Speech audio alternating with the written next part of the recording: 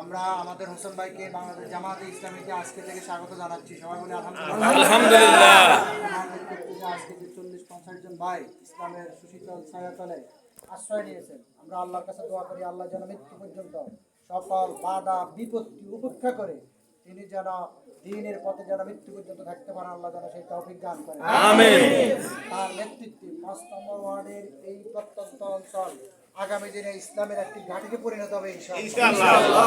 আমরা জানি যারা ইসলাম বিরোধী দলের মধ্য থেকে আসে তারা ইসলামে আসলে তারা স্পিড আরো পূর্বের তুলনায় তাদের স্পিড আরো বেড়ে যায়। আমাদের এই জেলার আমির মাস্টার রুহুল আমিন ভূঁইয়া এক সময় জামাত ইসলামের বিরোধী ছিল। জামাত ইসলামে আসার কারণে তাকে আল্লাহ এখন জেলা আমির হিসেবে কবুল করেছেন না? হযরত ওমর ইসলামের বিরোধী ছিল, আল্লাহ রাসূলকে হত্যা করতে এসেছিল, সেই হযরত ওমর ইসলামের শাসন করতে হয়েছিলেন কিনা? আমাদের হোসেন ভাই আগামীতে এই ওয়ার্ডের নেতৃত্ব দিবেন, আমরা সেটা আশা করতে পারি না?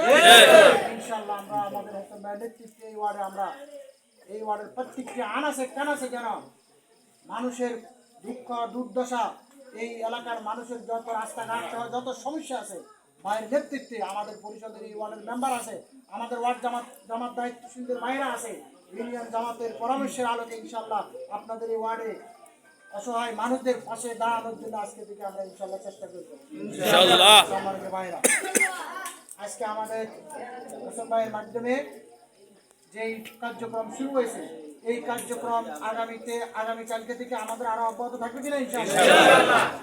আমরা হোসেন ভাইকে সাপোর্ট দেওয়ার জন্য যা কিছু করা লাগে আমরা রাজি আছি না ইনশাআল্লাহ। আমরা হোসেন ভাইকে যতদিন হোসেন ভাই দ্বীনের পথে থাকবে, সৎ পথে থাকবে, হক পথে থাকবে, ততদিন আমরা হোসেন ভাইয়ের সাথে পুরো বাংলাদেশ জামাত ইসলামী আমরা আছি ইনশাআল্লাহ।